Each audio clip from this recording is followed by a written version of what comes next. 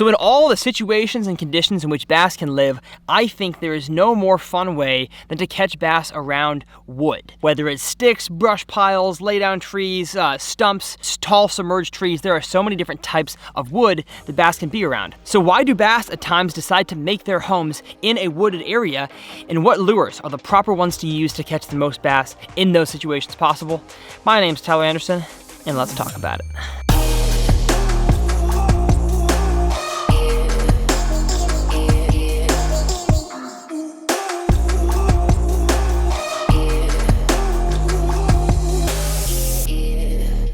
Well, how's it going, everybody, and welcome back to Tyler's Reel Fishing. My goal on this channel is to help you guys become better bass anglers with every single video that I make. And so if you guys are new here, hit the subscribe button if you like learning about bass fishing, because today is going to be a water hose of information. As always, with the format of my videos, I like to talk about kind of the why about the certain topic we're covering, and then explain how to actually catch fish doing what we're talking about. And so I'm going to talk about why wood. Why do bass live in wood? What is so special about wood? And why, especially all around the country, can you guys find success in bass fishing in and around wood, sticks, whatever kind of, generic term you want to call it? I'm going to use the term wood for this video. And one last thing before we hop into the content of today's video, at the end of this video, I'm going to have a few fish catches, kind of my most memorable of all time in fishing around wood. So make sure you guys stay tuned to the end to see those fish catches. So while bass are a predator species, they still like to have some kind of cover or structure, cover being something over their heads and structure being something that they can live and make their home around. And so bass like to have cover and structure no matter where they live in the country. It could be super open water with a few rock piles, that's the structure for them. It could be Minnesota where you have, lily pads and grass and docks, tons of structure and cover for them. Bass just like to be around that. And I found that all around the country, one of the most widespread places those fish can call home is a wooded situation. And so bass, they just want to have something, anything to put over their heads and to live around. They don't necessarily have to have full cover. There's the first kind of myth that I'm going to bust, is that bass don't always have to live underneath something. They can choose to make their home around things. And so we're going to touch on that later on in the video when we just make a distinction between the different types of wood that bass could be in. And they're not always in the ones that are fully making a canopy over their heads. They're going to be in a whole lot of different types of wood. And while in the lakes that I fish, largemouth and smallmouth bass are usually the predator fish. They're the top of the food chain. They are not the top of the food chain in life. There's birds, there's, nutria and otters. I guess maybe nutria are vegetarians, whatever. As much as bass focus on feeding, they also focus from a very young age, in order to survive, on not being eaten themselves. The next thing that makes wood very important is that it is in all water depths and basically all bodies of water around the country. And that is very unique to that style of structure. You're not going to find the same thing, maybe besides rock. You might find the same thing with rock, but especially not grass, not lily pads, not docks. Wood is very, very versatile in that you can have a lay down stick that fell off the bank in 6 inches of water, and you can have a brush pile or some deep submerged trees in 100 feet of water. Like brush, wood, trees, they can be anywhere in any water column, which leads them to be places you can catch fish at any time of the year. And the last general tip that I have about wood is that it is consistent. Besides flooding situations, your wood is not going to move. So I don't care if it's lay down trees, on the bank or a brush pile, as long as it is set there in a solid place, it is not going to move. It may get a little bit, decomposed over time, but at least in your, 5 to 10 years, maybe more if you're lucky, that you really spend hardcore bass fishing of your life, at least in certain lakes, you're not going to find that the wood is gone, unless of course you're in a river, and of course rivers with floods change wood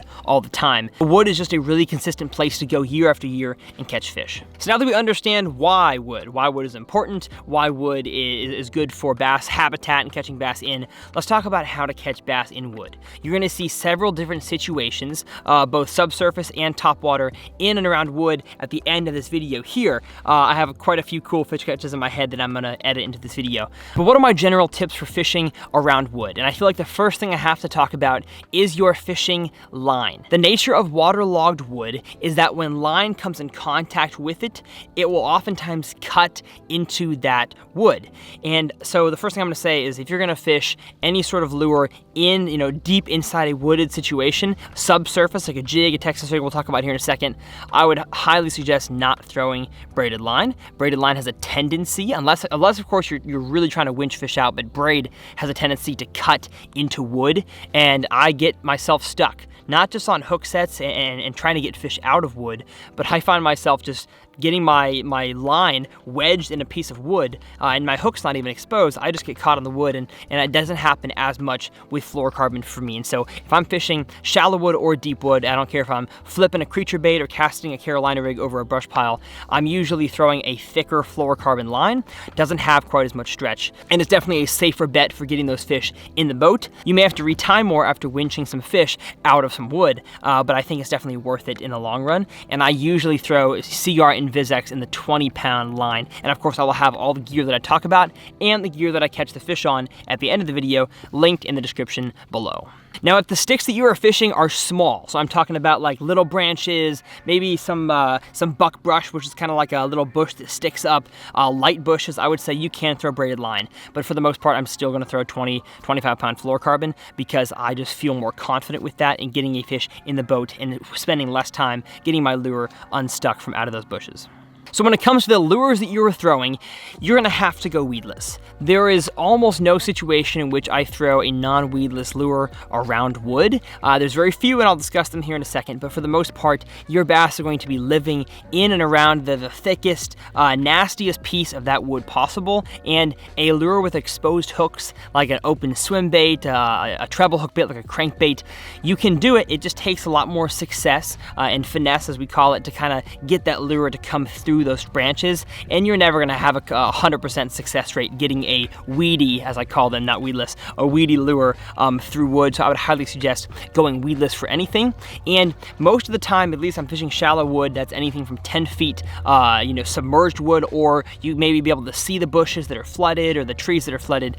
I'm gonna be fishing something that goes down to the bottom, down to where those fish live, deep in that wood, where nobody else even tries to attempt to put the lure. And so due to that, you have to throw something that is very weedless. So a Texas rig creature bait is on the top of my list for that. A jig like the Outcast Tackle Cage Fighter jig is one of my favorite jigs for flipping in and around wood. Of course, any kind of Texas rig worm, I just prefer to throw a creature bait around wood than I do a worm. But if you're gonna throw a worm, I do throw a wacky rig, but only around super sparse wood, not in that heavy cover, as I'm really talking about in this video. The one moving bait that I use around wood, I'd say 97% of the time is going to be a spinnerbait. Of course, variation of different Colorado willow leaf blades depending on the water clarity and the how much wind you have. But a spinnerbait is, in my experience, the most weedless of all reaction lures, besides like a Texas rigged swim bait with the hook not exposed. I just think a spinnerbait is going to be the best in terms of covering water and not getting stuck in woody situations. I'll have a few fish catches in reference to a spinnerbait and wood here at the end of this video as well. Some pretty dang memorable catches. And when it comes to a topwater around wood, if your wood is subsurface, yes, you can throw a treble hooked topwater. I've caught many fish on submerged brush piles on a popper or on a spook, but most of the time the topwater of choice for me around wood is going to be a frog, and I have some awesome fish catches in Minnesota for some big river smallmouth to prove that.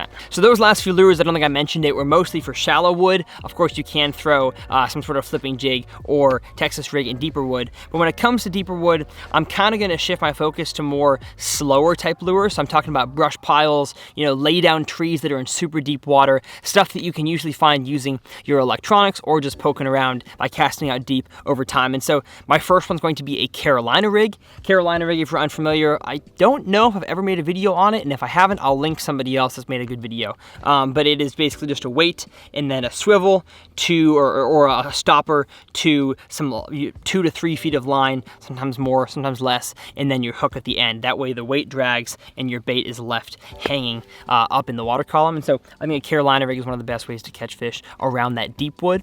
Secondary for me is a football jig, just the two best ways to slowly drag something down there.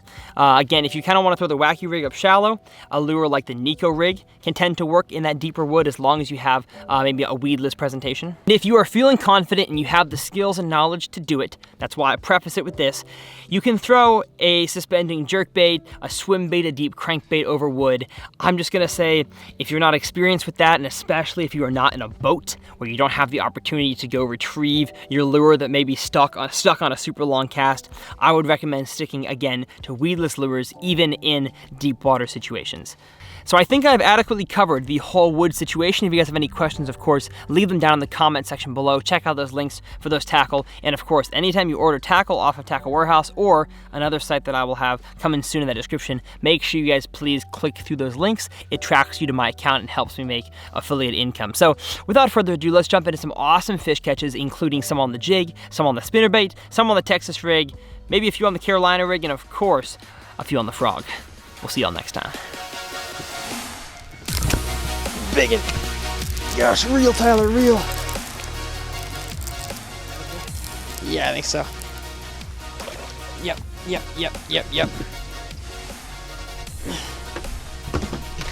Ho, ho, ho, ho, ho, ho, ho. You ready? Yes! Woo!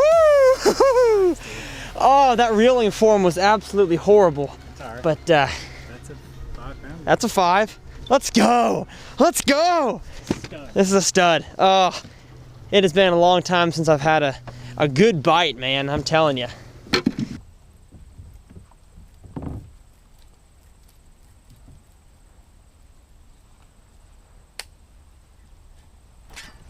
Goodness gracious. No way. No way. No way. No way. No way. No way. Yes! Oh my crap. Sorry, buddy. I'm sorry, buddy. Oh. And that's what you do right there. I literally flipped. You guys see that? In that hole right there. Let us sink all the way to the bottom. And yeah. Big one, dude, big one. Jeez. Tyler.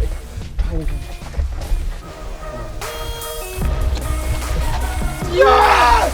That's free. Woo! Dude, that's a...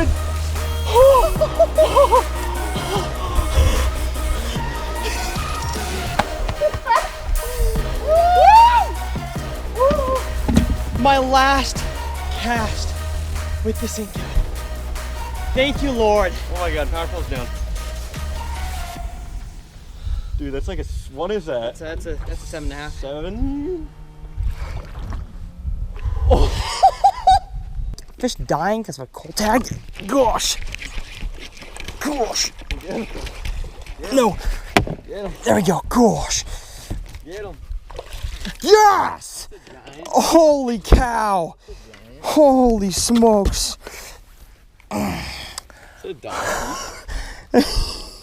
Oh my God, he's bleeding a little bit. Woo! That's called heavy cover fishing right there, folks. Oh my gosh, that was awesome. Gosh! Oh my gracious! Get out the tree, get out the tree.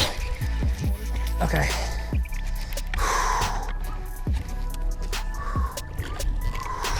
Yes, baby! Woo!